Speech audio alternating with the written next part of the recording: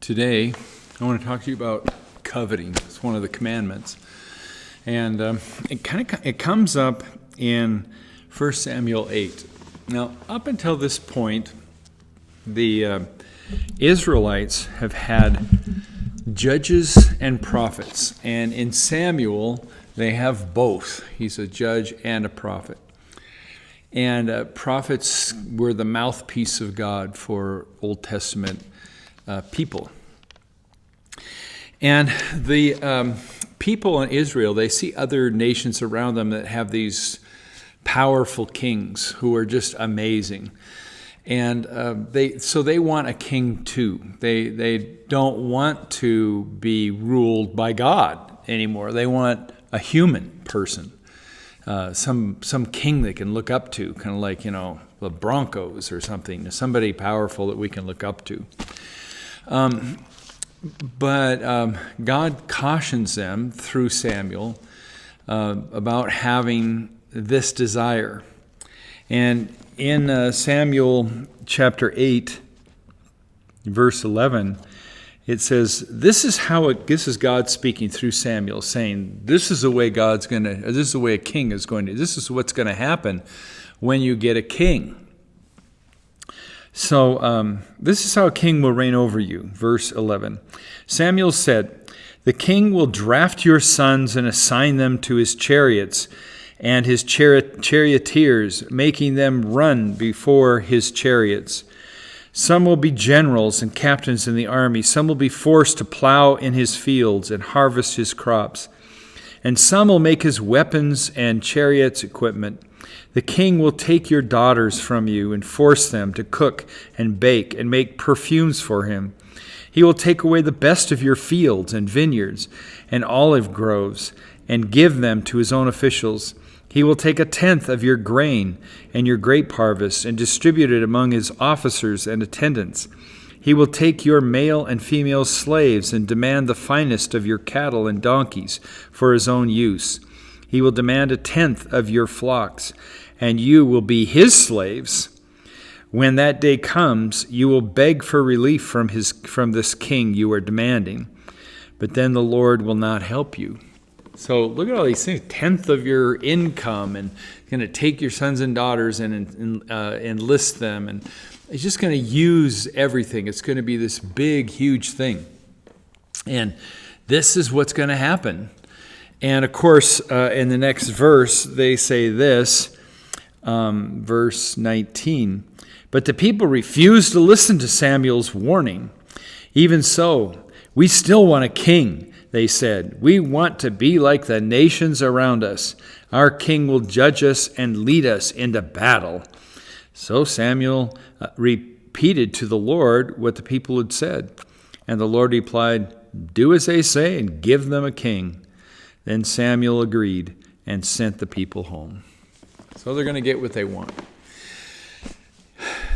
So here's a lesson for us. When we get what we want, when it's against what God wants, it never turns out well for us. They're coveting something. And we covet things too. And it enslaves us. When we covet something, when we really have to have something, it enslaves us in one way or another. They coveted their neighbors' kings. And God told them that basically he's going to enslave you. He's going to require things from you. And they didn't listen. And that is indeed exactly what happens.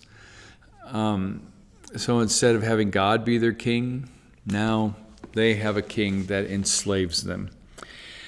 But in our life, in our world, we have lots of pseudo-kings.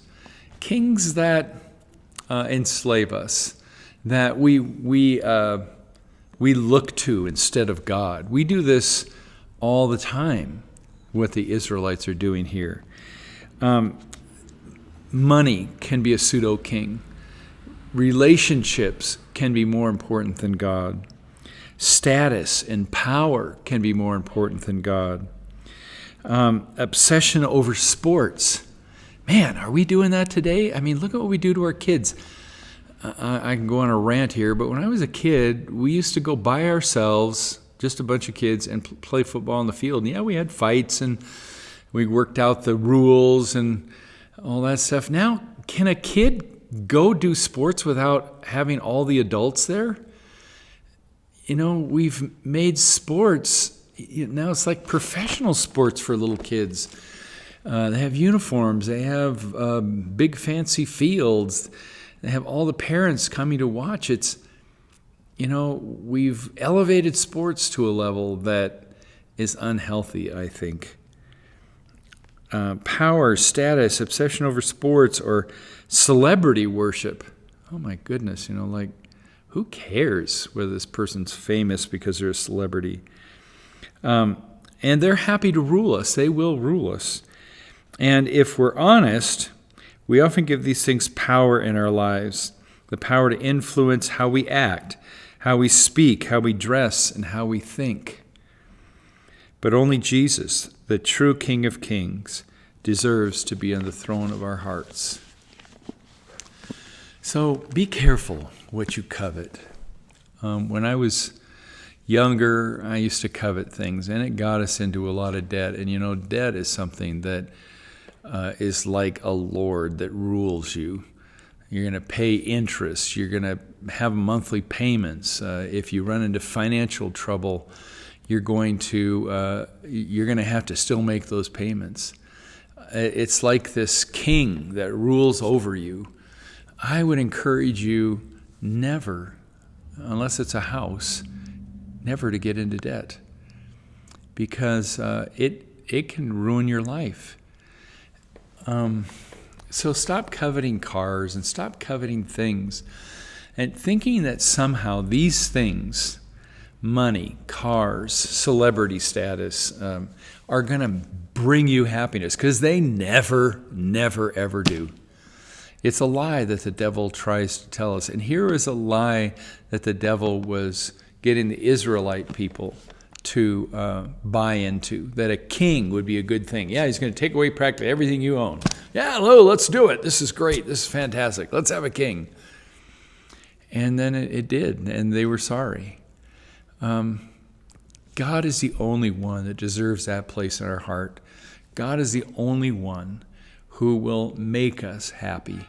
God is the only thing, the only one who will bring us peace. Nothing else will. It's coveting, it's one of the commandments. It's actually, in ours, it's 2, but, thou shalt not covet. It ruins your life, and it ruins your peace. Be happy with what you have, what God has given you. Look to God for your happiness, not to things, not to a car, not to a house, not to other people, not to money, not to influence or power, but only God. Because just like God makes a whole list here of things that the king is going to demand from them, the things that we covet enslave us as well and make us not happy, and make us not peaceful, and make us worried. So take this to heart out of 1 Samuel. Things haven't changed much, have they? We're still coveting. We're still putting things above God, and it is still ruining our lives. So here's a great lesson for us today. And you remember that Jesus, just to tie into Jesus here real quickly, that when Jesus was brought before Pilate, he says, "Here's the King of the Jews."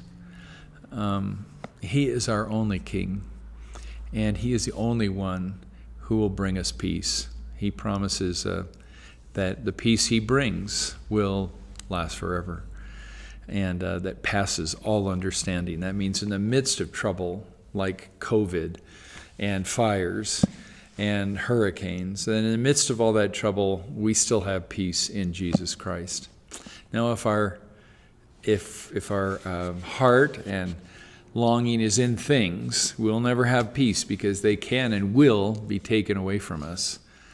But Jesus can never be taken away from us. So today, Thursday, remember that. Jesus is your center, is your peace, is everything for you. Don't go chasing after anything else. God bless. Have a great day, and we'll see you tomorrow.